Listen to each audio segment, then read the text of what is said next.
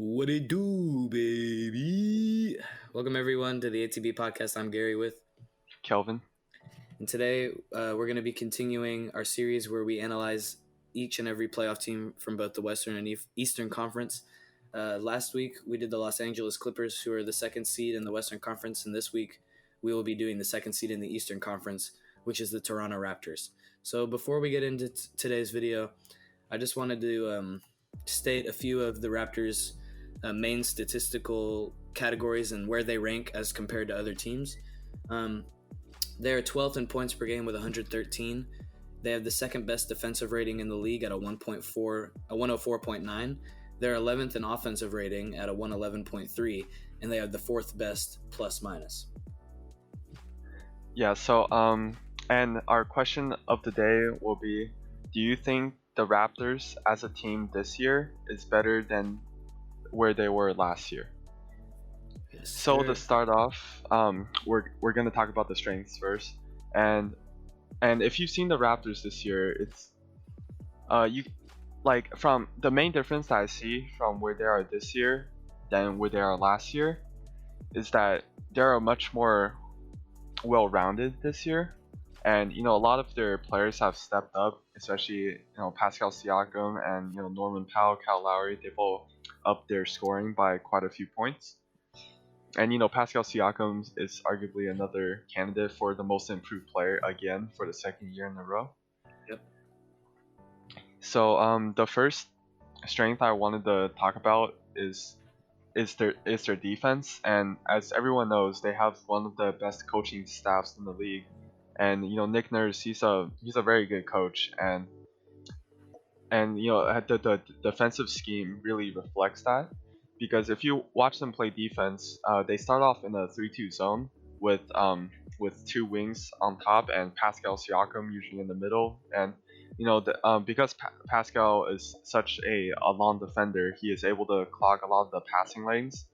And that's another thing I want to bring up, is that they have a lot of very long and versatile defenders, especially wings, and even big men. They have Marcus Gasol and Serge Ibaka, who are both versatile big men who can both protect the rim and defend opposing wings.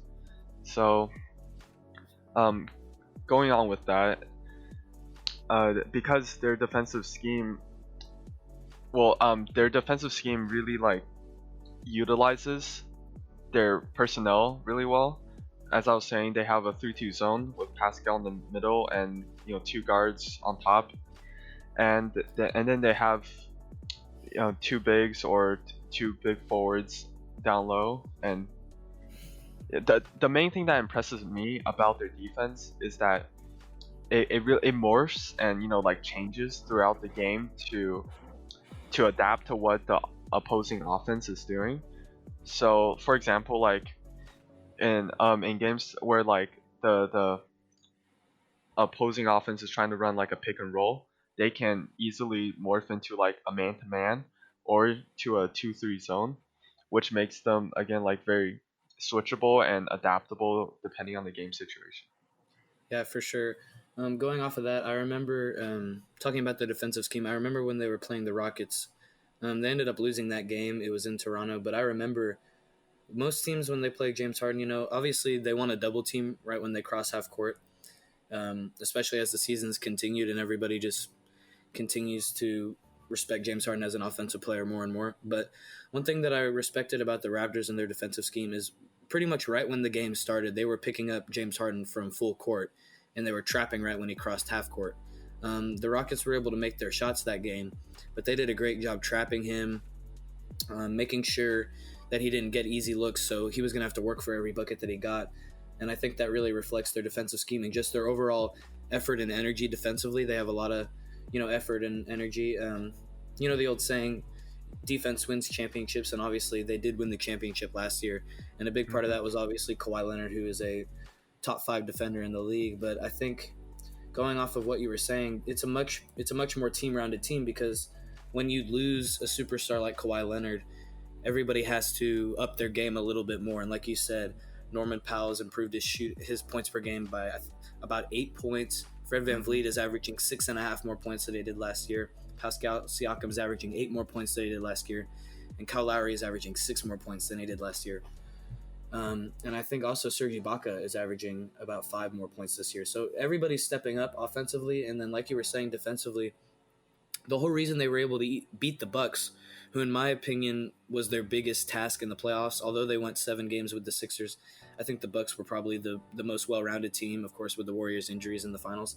They did a great job of switching on Giannis and being able to guard him with so many different guys. You could have Siakam on him. You could have Kawhi Leonard on him. Marcus Gasol even for a few possessions. Serge Ibaka. They just have so many long defenders, and they still have it this year because now you're adding Rondae Hollis-Jefferson and OG Anunoby, who both can play the 3 or 4 position and can guard pretty much the 2 through 4 position and maybe even some centers. So I think their defensive scheme is great. They're great against the pick and roll, like you said, because they're so long. They're able to cut off passing lanes, and then Kyle Lowry is just amazing, at taking charges and guarding you man to man. So you really don't want to drive hard inside the paint because someone's going to be there to draw a charge. I think that also, like we were saying, has to do with their coaching. I think Nick Nurse is a top 5 coach in this league. I think he showed that last year in his first season as the head coach with the Raptors. They just have, like we've been saying, a great team because you lose a superstar and you're still the 2nd seed in the Western Conference with a 46-18 record. So, that's incredibly impressive. It shows how great their depth is. And I think it shows how great their coaching staff is as well. Yeah. So another thing I wanted to bring up about their coaching is that Nick Nurse is very good at utilizing the people that he have on his team.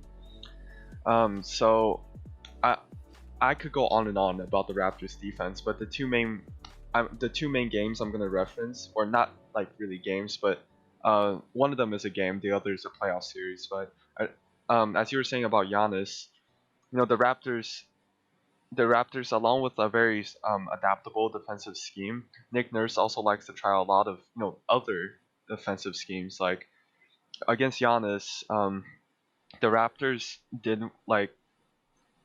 they kind of like formed a wall around Giannis. Yeah, it was kind of like a box and man in a box and one in a way. Yeah. So what they would do is like every time Giannis would drive, they would, that's the thing about like playing zone. They were able to make a wall around Giannis as he drove with like 3 people. That way Giannis just couldn't get past them. Like there was really no place for him to go, and he'd be forced to kick it out. So and the Raptors last year, they had one of the best like defenses ever in the playoffs. I couldn't quite give you like a statistic of like how good their defense was, but you'll just have to take my word on this. Yeah, just watching them play in all those series, they had to play some really, really good teams in that playoff run. And just their ability to play against stars was really, really impressive. Obviously, what we've been saying with Giannis, and yes, this was last year, it's not this year, but it's they still do it this year. It reflects how good of a defensive team they still are. I think it may have been about 2 or 3 months ago, Giannis played the Raptors, and he had a really bad game. They won that game, but he shot terribly. So I think they still kind of have his number. I think that the way that they're able to play a box and one, it really helps them out,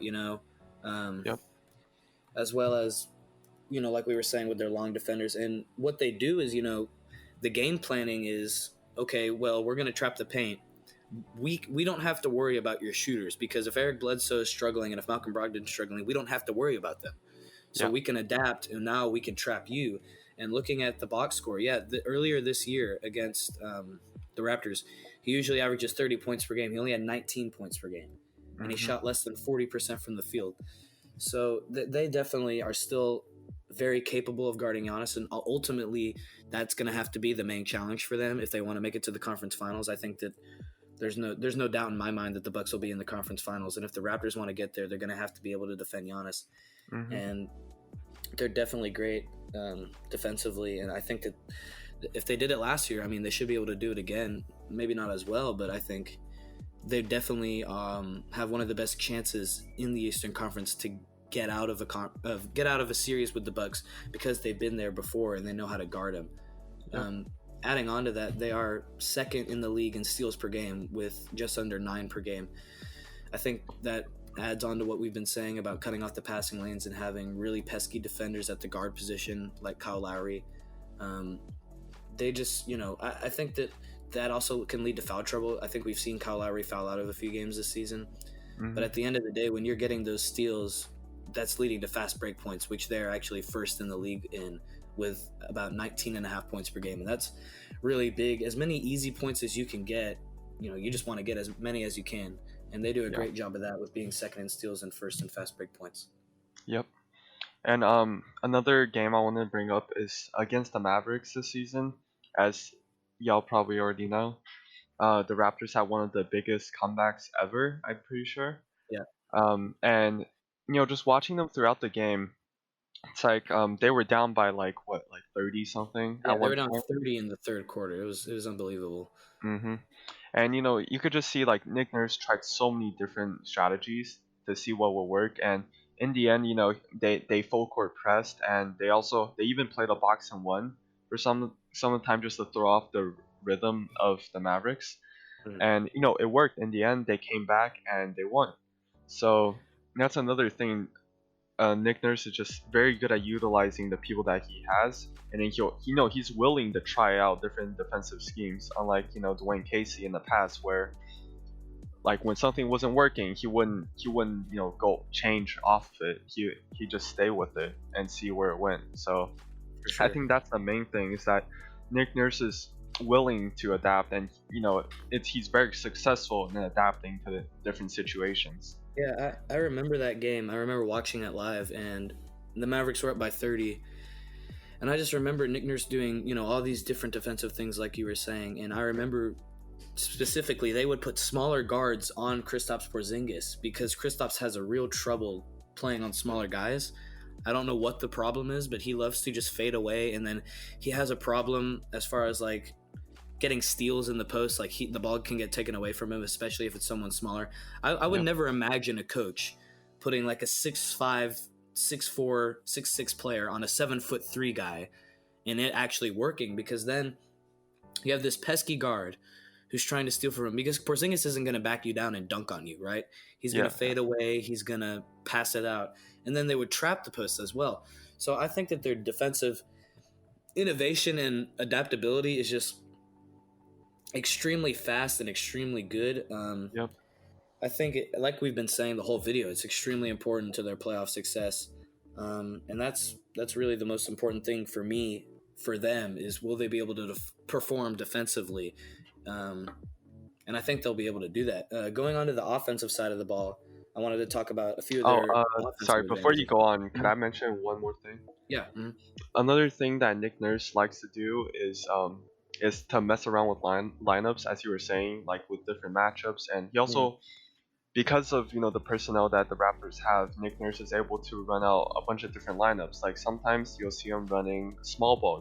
He'll play like Ronnie Hollis Jefferson at center, and or like some other forward at center, and then depending on what the other team is doing, he'll be able to shift back into like a more traditional lineup with like Serge Ibaka or Marc Gasol at center. Yeah, and whenever they have a defense with a shooter, like when the other team puts out a shooting big man, they Yeah. can immediately take Marc Gasol out of the game and put someone in like Chris Boucher or Serge Ibaka, Hmm. because now you can switch any sort of high pick and roll. Yeah. So another thing I wanted to bring up is that like last season, Nick Nurse tried out a lot of different lineups, and one of the best lineups that worked for them Mhm. is with 2 point guards with Kyle Lowry and Fred VanVleet. Yeah. And as I said, they just have so many versatile like players on the team, Mhm. and that's why that lineup worked. Kyle Lowry and Fred VanVleet are like they're less they're shorter than like 6'3", 6'4", Yeah, they're both of both them. under six So two. Yeah. Mhm. so um that's like because of how versatile they are. Kyle Lowry, he's actually, even though he's so small, he actually offers some sort of a rim protection because he draws so many charges. Yep. which allows him and Fred VanVleet to stay on the floor, and they're both good, very good offensive players. So having them both on the floor and not be a defensive liability, like really helped the Raptors in the playoffs. For sure. I think, um, yeah, definitely. Sorry, got a little bit sidetracked here. Uh, Trying to find out what I want to talk about next. Oh, right. Okay. So I wanted to go into some of their offensive advantages. Yeah. First, I wanted to start with their ball movement. They rank 11th in assists per game at 25 and a half, which is about 2 assists behind Phoenix, who's first in the league with 27.2 per game. And I know, 11th in the league, that's, it's above average, but it's nothing that'll like wow you or anything like that. But I think Yeah. when you watch them play, it's more than just what the stats say about their assists per game. They are really, really, really good at moving the ball. There's not a selfish player on that team because they don't have, Siakam can score ISO. He's a great ISO player, but he doesn't have to score ISO player. He doesn't have to be an ISO player. He can do a lot of different things. And then when you have guys like Kyle Lowry, Marc Gasol, and Fred VanVleet, who are all great passers for their position, Yeah. they can off of penetration from Siakam or Lowry. I think their penetration really helps because they have such good penetration from guys like Norman Powell, Kyle Lowry, Fred VanVleet, Pascal Siakam. They can swing it to the big. He can swing it to a guard, and then that guard can make a pass to the corner. And I see it a ton. Just in one game, you see it happen a lot. They love to swing the ball, and it leads to a lot of open threes, which I think complements or leads to their ability to shoot the three. They're actually fifth in 3-point percentage at 37% per game. And they have 8 players who shoot over 35% from three who have played 50 or more games. So these are rotation guys who are getting a lot of minutes. Kyle Lowry, 35%. Siakam, 36%. OG Anunoby, 38%. Fred VanVleet, 39%. And then Terrence Davis, Serge Ibaka, Norman Powell, and Marc Gasol all shoot 40% from three-point range. So I think a lot of that has to do with overall just talent. They can all shoot the ball, but I think they get a lot of open looks. They got a lot more open looks. Some teams have to work really hard for their threes, like the Rockets and the Lakers. But the Raptors, they move the ball so well and they penetrate so well. They just get a ton of open looks, and that's why they shoot so well from three. Yep, definitely.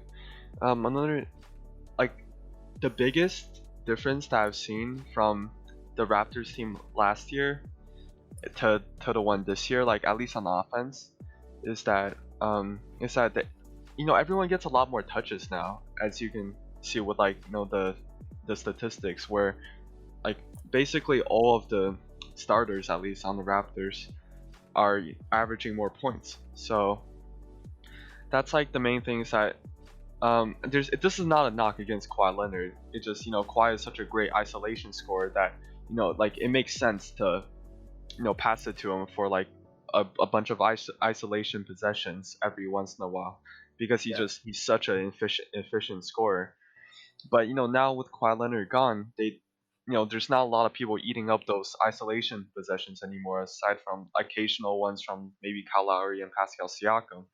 But even then, Kyle Lowry and Pascal Siakam aren't really isolation scorers. They play inside the system very well. So just seeing them, like as you were saying, they move the ball around a lot, and since everyone's getting more touches now, it gives more people the chance to create a shot for themselves and just average more points in general. Yeah, I think that has a lot to do with, I think they benefited as far as playmaking is concerned because they played with Kawhi last year. And the reason I say that is because last season you had this number one guy who could score. He could do anything he wanted. He was a top 5 player in the league, won finals MVP. But you got to learn to be a number 2 or a number 3 option, right? You didn't need the ball in your hand with Kawhi Leonard. You learned how to play without the ball. You learned how to play in pick and rolls. You learned how to spot up. You learned how to do all these different things that now this year, when you are the first or the second option, you've brought all those things from Kawhi, not needing the ball, that now you still don't need the ball and you're able to move the ball around. So I think that was actually a beneficiary for them. Obviously, playing with that great of a player is going to benefit you, but I think especially in a playmaking sense, because you weren't the first option last year if you're Pascal Siakam, and you weren't the second option if you were Kyle Lowry. You were the second and third option last year, and now you're the first and second option. So now you don't have to have the ball, And I think it also works for Marc Gasol. He wasn't a first option his first few years. None of these guys were first options for their first few years. I mean, a few years ago, Pascal Siakam was averaging like 5 points per game. So they Yeah. all know how to play off ball. They all know how to play as a team. And so now they're all able to really show their playmaking ability. And I think, it just really helps playing with Kawhi because now you don't need the ball to be great. Yeah. So so to add on to what you were talking about with their shooting, so of course they're a very good 3-point shooting team at 37%, as you said. But they're also seventh in attempts from three at 37. So that bodes really well for them. That they're top 10 in attempts and top 10 in percentage. So that just shows how good of a shooting team they are. And they're also fifth in free throw percentage at 80%. So unlike a team like the Lakers, this is not a weakness at all. It's actually a strength for the Raptors. Yeah. And another thing I wanted to bring up with their shooting is that they're a very strong pick and pop team, and against a team with like a slower big man, this can really be exploited. As like Marcus Gasol and Serge Ibaka, they're both 7 feet and they're both very good defenders, but they also space the floor very well with Marcus Gasol over 40% and Serge Ibaka is at like in the high 30s, and just having two centers that can space the floor so well really opens up the floor for their penetrators like Norman Powell and Pascal Siakam. For sure.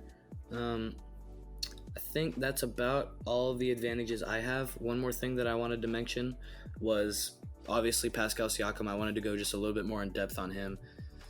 I think it's obviously it's great to have a bona fide number one option, which they do in Pascal Siakam, but also you have a guy who plays power forward who can handle the ball, and that's kind of becoming almost the new normal in the NBA. Big men can handle the ball. I really don't even consider Pascal Yeah. Siakam a big man. I don't think anybody does. But he can play inside and out. He can handle the ball. He's extremely long. So I think I just wanted to talk about that because when you have a bona fide number one guy that you can go to and that you can trust, I think obviously it helps even more. And you need a bona fide number one option to make a deep run, and they definitely do. For sure. Yeah, Pascal really reminds me of like Giannis in a lot of ways, as they're both power forwards. I know Giannis is a lot bigger height wise, but like physically they seem really similar to me.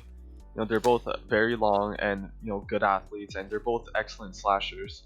And I know Pascal isn't anywhere near Giannis's dominance at the rim yet, but he's a very good slasher already. That is a lot to deal with at the rim, and that's his biggest strength is that he's a very good slasher. And not and this year the main thing that he's improved upon is his isolation scoring, and with his improved handle, he's really able to create his own shots, especially at the rim this year. And Yeah.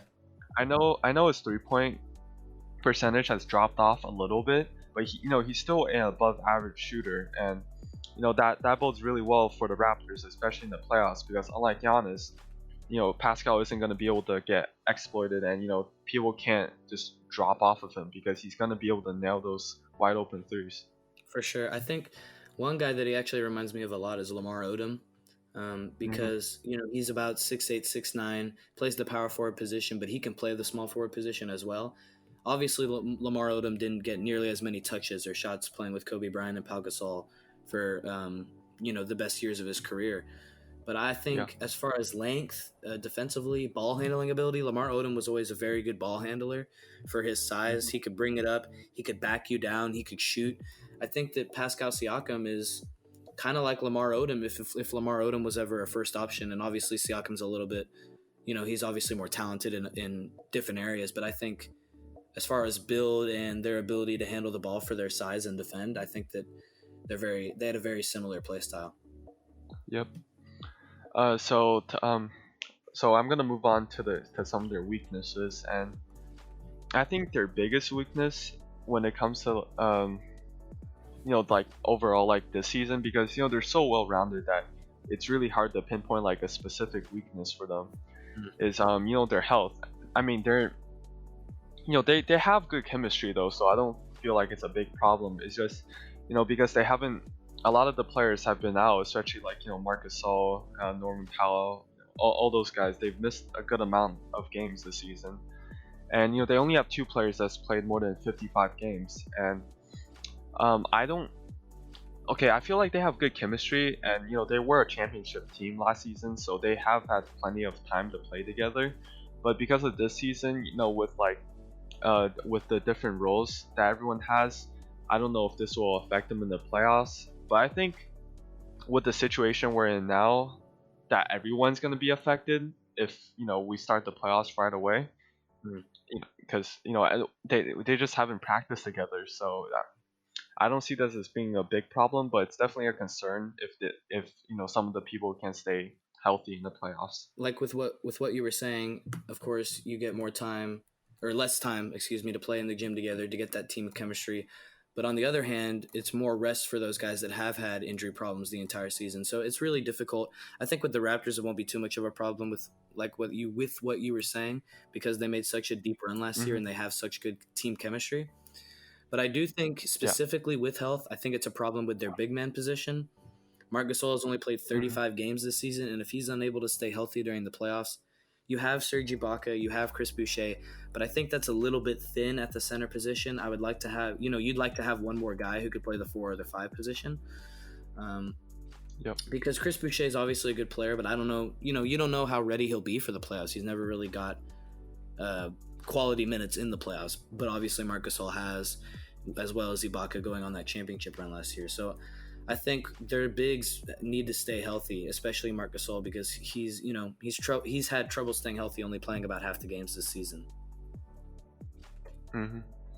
Yeah, so another weakness they have is on offense. They're actually not a very good rim finishing team. I believe they're at third in attempts per game, but they're at 23rd in field goal percentage at 61% in the restricted area. But for me, that isn't really a concern because first of all, they're a very good shooting team. So if they just take a couple more threes in the playoffs, I'm sure it would offset some of their weaknesses in finishing in the paint. But also they have decent slashers. It's not like they don't have people that can finish in the paint.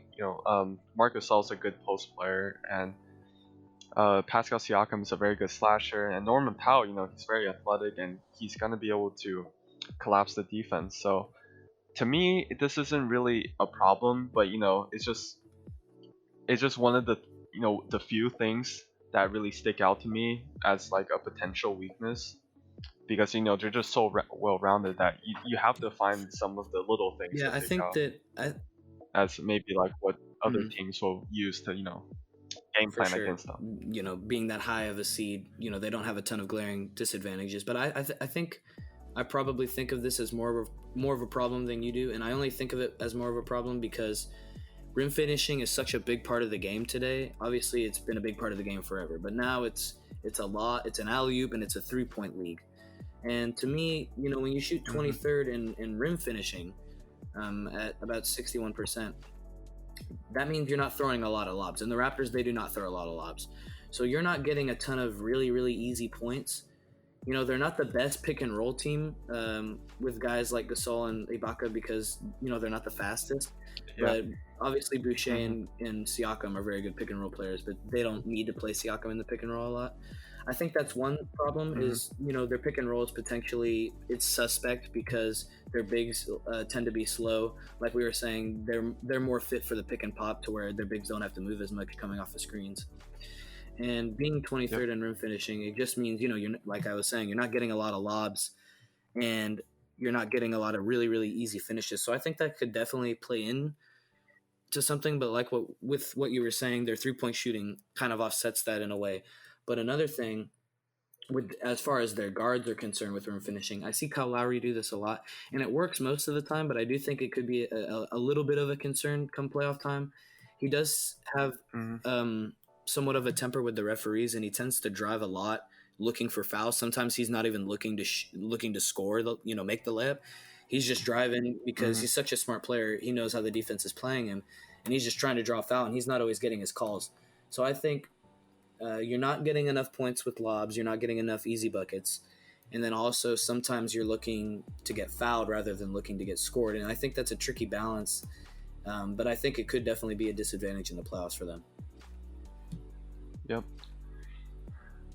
So that's it's really hard to like pick out things because, as you were saying, there's such a high seed that I would say they're maybe behind the Bucks. They're the second most well-rounded team in the NBA, and but there's one weakness, as you were saying, because their bigs are obviously very good shooters, but this also means that they don't have like much of an interior presence. And most of their attacks come from the outside. Even with their slashers, they mainly initiate their shots from the outside or their possessions from the outside. So what that means that they're not a very good rebounding team, particularly on offense, where they're 23rd in offensive rebounds. And that makes sense because they don't run a lot of pick and rolls, and their big men are usually on the outside of the 3-point line and not on the inside. So it makes sense that if you don't have a big man down low, you're not going to grab those rebounds. So for sure. This is Oh, go ahead. Sorry. Oh, okay, yeah. So I wouldn't say, like, to me this is a bigger weakness than maybe their rim finishing, but they go hand in hand, in some ways, where if someone's driving to the rim and the rest of your teammates are standing at the 3-point line, you're not gonna get any second chance points. So I'm pretty sure. To me, this is an easy fix. You just have some of your big men crash the glass more often, especially on offense. But there's also a setback to that, to where because Serge Ibaka and Marcus Gasol aren't the fastest, they might not be able to recover back on defense as quickly. But they all go, like, all their rim finishing and their offensive rebounds. They really go hand in hand in that. If you're not going to be very good at rim finishing, you're not going to. Okay, it's not necessarily. You can't necessarily say you're not going to be very good at getting offensive rebounds, but because you're good at 3-point shooting, you kind of have to. You kind of have to sacrifice some of your interior presence. It's a tricky balance. It's a tricky balance. Yeah, so in my opinion, with these two combined, they're just not gonna have a very good interior presence, and some of their players just don't finish too well at the rim, especially someone like Kyle Lowry. So it's really hard to say if I see this as like something that teams can potentially exploit, just because their personnel is so versatile that I feel like it will be able to overcome like some teams' game planning, where it's like, if we're gonna take off the 3-point line, the Raptors still have like really decent slashers who are gonna be able to blow right past you. So to me, it just mostly depends on if they can stay healthy and their game plan is working. They're gonna be able to. They're gonna have a lot of success in the playoffs. Sure. I think with what you were saying, it's troubling. Like you're having trouble answering that question. Will it be a glaring weakness? Because it's really hard to determine, like you were saying, because you're a great 3-point shooting team, but what that means is you're mainly playing off the perimeter, so you don't have guys inside the paint. But on the other hand, that means you're not getting as many second chance points. They're 25th in second chance points, and they have no player averaging more than a block per game. So both on offense and on defense, they're very perimeter oriented. So, like you were saying, it's all about sacrifices. What do you want more? Do you want efficient 3-point shooting, which they have, or do you want great paint scoring? And right now, I don't think they need the great paint scoring, but I think especially against a team like Milwaukee and Philadelphia, because they're both so long defensively, you're going to have to get offensive rebounds because their closeouts are going to be so good at the 3-point line. I definitely think it's a concern, but I think they should be able to have enough with their shooting to overcome that. And I really think that's, that along with health, inside, interior presence on both ends of the floor and health are really their only concerns to me. Yeah. Mhm. So I think that rebounding isn't really a problem though in general because they have good rebounders. Marcus Gasol is a guy who's gonna he gets a bunch of double doubles. So especially when he was on Memphis, and even looking at some of their just general rebounding stats, they're 12th in the league in just rebounds overall. So that really shows that they're still very good. Like they're still a very good rebounding team, but it's just more like they'll crash the glass on defense, but they won on offense just because of how their offense runs. So to end the video, I want to get your opinion on what your prediction is for the Raptors in the playoffs. Well, the Raptors obviously championship last year, and this year obviously the team's different. You Mhm. lose your best player, but like we've said throughout the entire video, everybody stepped up from the coaching staff to the last guy on the bench. The rotation's completely different. Guys like Chris Boucher, Terrence Davis, Norman Powell, Fred VanVleet have really stepped up for this team. So, and that's Mhm. how they've been able to maintain a 46-18 record and be the second seed in the Eastern Conference when I don't think anybody expected them to be like that. I think everybody expected them to maybe be a first or second round team, and now they're showing we Yep. can still contend in this conference. But in my opinion, I think they're a really good team, but I don't think they'll get Mhm. out of the second round. I have them going to the Eastern Conference semifinals and either losing to the Milwaukee Bucks or the Boston Celtics. That is my prediction. Celtics Bucks Eastern Mhm. Conference Finals, and I believe the Raptors will make the semifinals and push whether they're playing the Bucks or the Celtics or whomever. I think they'll be able to push them to 6 or 7 games because they are so talented. I would not be surprised if they make the conference finals. Mm. Well, I know we didn't talk about this ahead of time, but that was exactly what I was gonna say. I have them going out in the second round, and I have the Celtics going to the conference Yeah, finals. I think they're one piece away from going back to the conference finals or the finals. Okay, if you enjoyed this week's episode, make sure to check out some of our other podcast episodes in our channel below. And if you have any feedback or ideas for us, make sure to leave it in the comments down below, and we'll try to read through all of your comments. And as always, we hope that you guys have had a good one and that we made your day better. Peace out.